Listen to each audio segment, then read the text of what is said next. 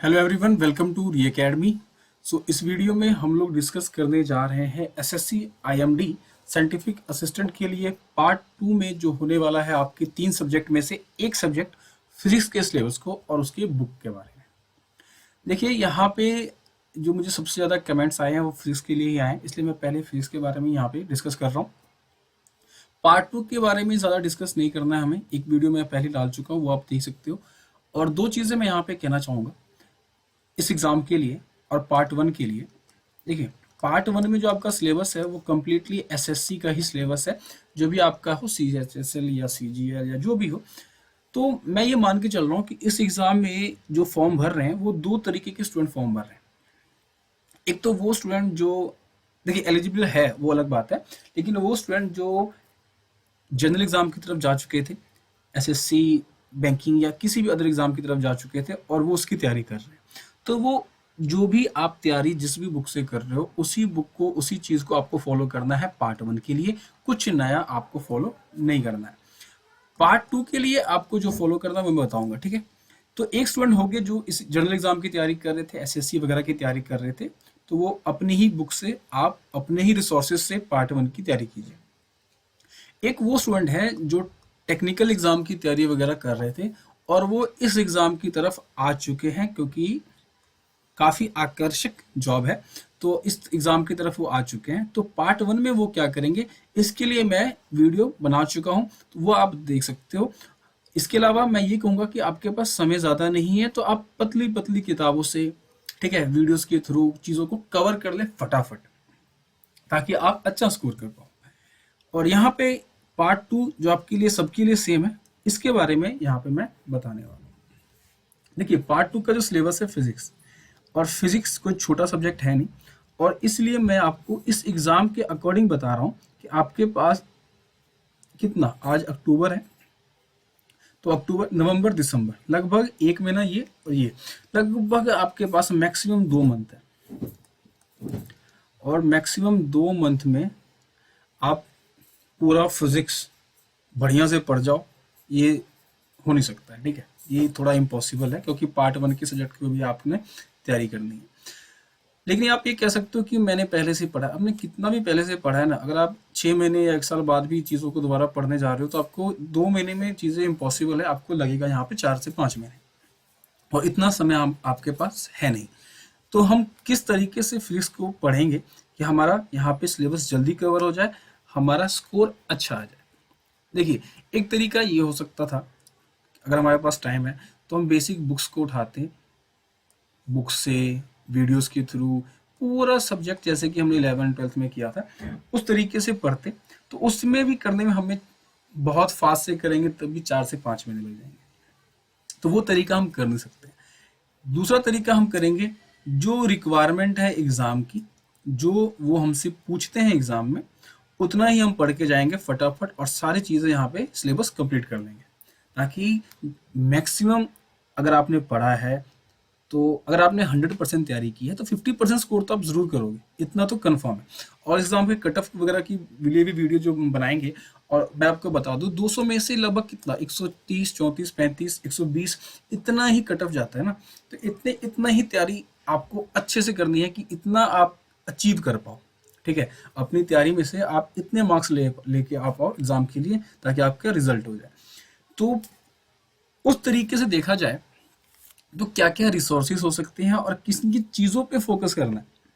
देखिए पहले मैं आपको ना एक चीज़, एक दो सब्जेक्ट के मैं चैप्टर के मैं आपको सिलेबस देख लेता हूँ, यहाँ पे बता देता हूँ, रीड कर देता हूँ। लेकिन अगर मैं पूरा रीड करूँगा तो काफ़ी ज़्यादा यहाँ पे टाइम लग जाएगा, इसीलिए हम यहाँ पे ज़्यादा टाइम नहीं लेंगे, और 2 से 3, जैसे मान लीजिए मैं आपको यहाँ पे पहला जो है मैकेनिक्स, तो मैकेनिक्स में देखिए या तो आप पूरा बुक निकालो, प्रदीप की, संदीप की, प्रदीप की जो फिजिक्स वगैरह आती थी, या किसी भी मैग्रोहिल की, या कहीं भी किसी भी कोचिंग वगैरह की भी आप निकालो। देखिए कोचिंग के मटेरियल से तो आपको नहीं पढ़ना है ना, जो आईआईटी वगैरह की जो मटेरियल था उससे आपको तैयारी नहीं करनी है, वो बहुत ही ज़्यादा डेप्थ में चले गए आप, फिर तो आप आईआईटी के एग्जाम में भी बैठ सकते हो, उतना नहीं करना है, यहाँ पे उतना रिक्वायरमेंट ही नहीं है एग्जाम में, ठीक है। तो यहाँ पे देखिए मैं आपको पढ़ता हूँ, यूनिट एंड डायमेंशन जो एक चैप्टर ही है, एसआई यूनिट वगैरह, न्यूटन्स लॉ ऑफ मोशन, तो ये तो चैप्टर ही है आपका न्यूटन्स मोशन का। Angular momentum, Newton's law of gravitation, तो ग्रेविटेशन का आप चैप्टर ही है। Planetary motion of Kepler's law of planetary motion. Fluid motion, Bernoulli's theorem, surface tension, viscosity, elastic constant, bending of beam वगैरह है। तो इस टॉपिक में देखिए जो चीजें मैं फिल्टर कर पा रहा हूँ एग्जाम पर्सपेक्टिव से प्रीवियस ईयर को देख के, वो ये है कि अगर मैं सारी चीज़ों को लाइन टू लाइन कवर नहीं करता हूँ एग्जाम के लिए, फिर भी मैं क्या कवर करके जाऊँगा कि मुझे ना न्यूटन्स के 3 लॉ जो है वो पता होने चाहिए, वो तो बेसिक हो गए। इसके अलावा जो मोशन के 3 लॉ है वो पता होने चाहिए। इसके अलावा प्रोजेक्टाइल मोशन, अब देखिए ये आपका एक चैप्टर था 11th-12th में, तो बेसिक यह क्या होता है और क्या कंसेप्ट है थोड़ा वो पता होना चाहिए, है ना। जैसे 45 डिग्री पे अगर हम कोई चीज़ प्रोजेक्ट करते हैं तो वो सबसे दूर जाके गिरती है, ठीक है, और 90 डिग्री पे करते हैं तो पास में ही गिरती है। तो ये क्वेश्चन बन सकता है ना कि आप अगर हमें किसी चीज़ को बहुत ही दूर फेंकना है, मैक्सिमम डिस्टेंस पे फेंकना है, तो कितने डिग्री पे हम उस चीज़ को फेंकेंगे, तो 45 आंसर होना चाहिए। तो इतना चीज़ें आपको पता होना चाहिए, बेसिक प्रोजेक्टाइल मोशन जो आप करोगे तो पता लग जाएगा। इसके अलावा प्रीवियस ईयर को देख के मैं ये कह सकता हूँ कि मुझे ना Kepler's law of planetary motion, ये प्लैनेटरी मोशन का केपलर्स लॉ था क्या, डेफिनेशन क्या थी, उसका कुछ फार्मूला है तो वो मुझे पता होना चाहिए। बर्नौलीज थ्योरम ये कहता क्या है, इसकी डेफिनेशन क्या है, क्या इसका कोई फार्मूला है, तो वो मुझे पता होना चाहिए इस तरीके से, ठीक है। फिर थर्मल फिजिक्स में देखते हैं, तो जैसे यहाँ पे zeroth law of thermodynamics, concept क्या है पता होना चाहिए, और इसका प्रॉब्लम कैसे सॉल्व करते हैं वो पता होना चाहिए। प्रीवियस ईयर को जब आप देखोगे तो 3-4 चीजें यहाँ पे ज्यादा पूछी जाती है। एक तो आपका हो गया डेफिनेशन, डेफिनेशन भी पूछे गए हैं, ठीक है। फिर आपका हो गया कोई की फैक्टर वगैरह, खास कोई टॉपिक है वो।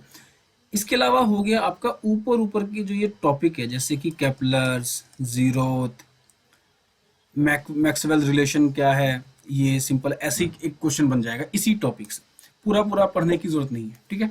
इसके अलावा बेसिक न्यूमेरिकल्स, ठीक है, बेसिक न्यूमेरिकल्स मतलब कि किस लेवल के, तो get put the value get the answer, इतने लेवल के, मतलब कि आपको फॉर्मूले पता होना चाहिए कि ये फॉर्मूला होता है एक, और इसमें अगर मैं m की वैल्यू डालूं या c की वैल्यू डालूं तो मुझे e मिल जाएगा, है ना। या मुझे मास निकालने के लिए उन्होंने बोला और तो मैं e में वैल्यू डालूंगा और मुझे यहाँ पे पता लग जाएगा, ठीक है। तो इतना मुझे पता होना चाहिए, फॉर्मूले, हर एक कंसेप्ट के फॉर्मूले पता होना चाहिए। उस पर अगर मैं 1, 2 या 3-4 प्रॉब्लम सॉल्व कर लेता हूँ अभी, तो एग्जाम में मुझे बहुत ही ज्यादा बेनिफिट मिले, तो इतना मुझे पता होना चाहिए, ठीक है। फिर जैसे ब्रॉमिन्स मोशन, तो ये कंसेप्ट क्या है, ठीक है, ये मुझे पता होना चाहिए। गिब्स फ्री एनर्जी फंक्शन ये क्या कहता है, ठीक है। एंथैल्पी, एंट्रोपी क्या होता है, ये सब बेसिक चीजें हैं, हल्की चीजें आप कर लोगे, इतना मैं जानता हूँ। हाँ, इसके अलावा जो कुछ मैसेज आए थे वो ये थे कि सर इस बार के जो सिलेबस है उसमें कैलकुलस डाल दिया, फिजिक्स में मैथ डाल दिया, अब कैसे करेंगे। तो देखिए फिजिक्स में मैथ नहीं डाला है, ये फिजिक्स का ही पार्ट है। आपने जब 11th-12th भी किया होगा तो फिजिक्स पढ़ने से पहले टीचर ने आपको कैलकुलस पढ़ाया होगा, जिसमें डिफरेंशिएशन और इंटीग्रेशन पढ़ाया होगा। फिजिक्स जब आपका पहला चैप्टर स्टार्ट होता है उससे पहले आपने वेक्टर अलजेब्रा पढ़ा होगा, ठीक है। तो ये सब चीजें तो बेसिक थी, फिजिक्स के लिए जरूरी है पढ़ने के लिए, इसलिए यहाँ पे भी आपके सिलेबस में है, ठीक है। और फिर आपका यहाँ पे एटॉमिक स्ट्रक्चर का जो चैप्टर है, ये मुझे कहा था कि केमिस्ट्री भी डाला हुआ है, कैसे करेंगे। केमिस्ट्री नहीं है यार, इसको केमिस्ट्री नहीं बोलते हैं। कोई भी फिजिक्स की बुक लो तो लास्ट में आपका ये एटॉमिक फिजिक्स वगैरह कुछ ऐसा करके चैप्टर होता है, तो वहां पे ये चीजें आपको पढ़नी ही है।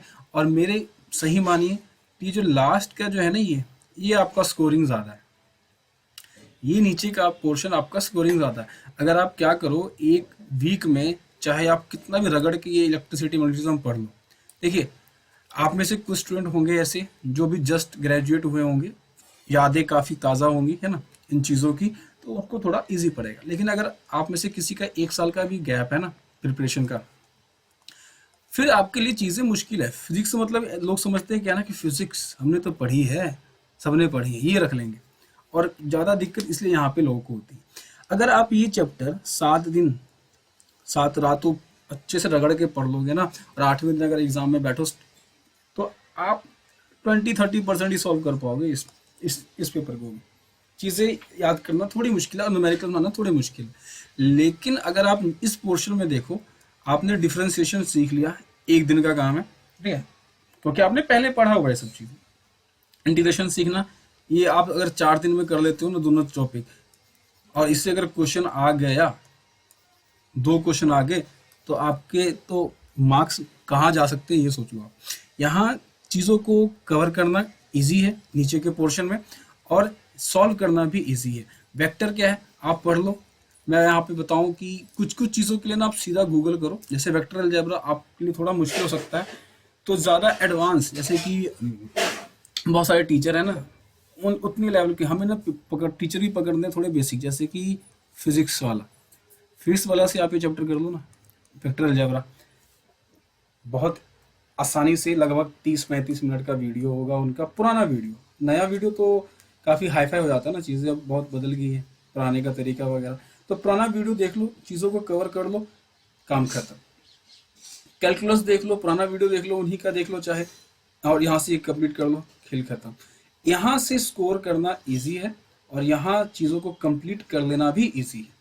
ऊपर क्या है, आपको लग रहा होगा कि ये इतना सिलेबस है, लेकिन इतना सा सिलेबस अगर आप पढ़ने भी बैठ जाओ ना खोज के, तो 4 दिन तो आपकी फालतू में यही खत्म हो जाएंगे।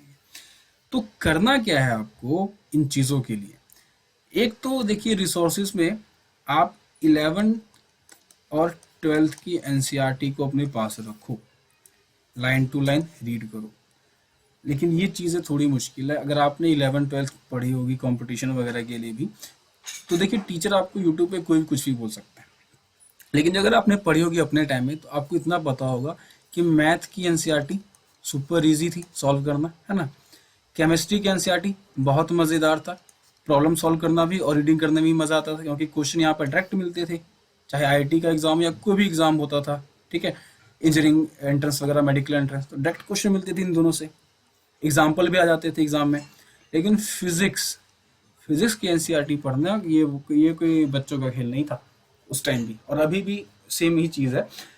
तो फिजिक्स की एनसीईआरटी पढ़ना बुक से थोड़ी मुश्किल है, भले ही लोग बोलते हैं, टॉपर्स को भी आप सुनोगे तो बोलेंगे एनसीईआरटी से कवर किया मैंने, होने के बाद तो आप कुछ भी बोल दो, अलग बात है, ठीक है, लेकिन कवर करना थोड़ा मुश्किल है। लेकिन फिर भी मैं कहूँगा कि आप 11-12 की एनसीईआरटी रखो, जो भी चीज़ आप पढ़ रहे हो एक रीडिंग दे दो, वहाँ पे आपको नई चीज़ें मिलेंगी, क्योंकि एग्ज़ाम जो होता है ना, कोई भी गवर्नमेंट एग्ज़ाम जो होता है, वो गवर्नमेंट रिसोर्सेज से ही क्वेश्चन बनाते हैं, इतना बात आप समझ के रखिए।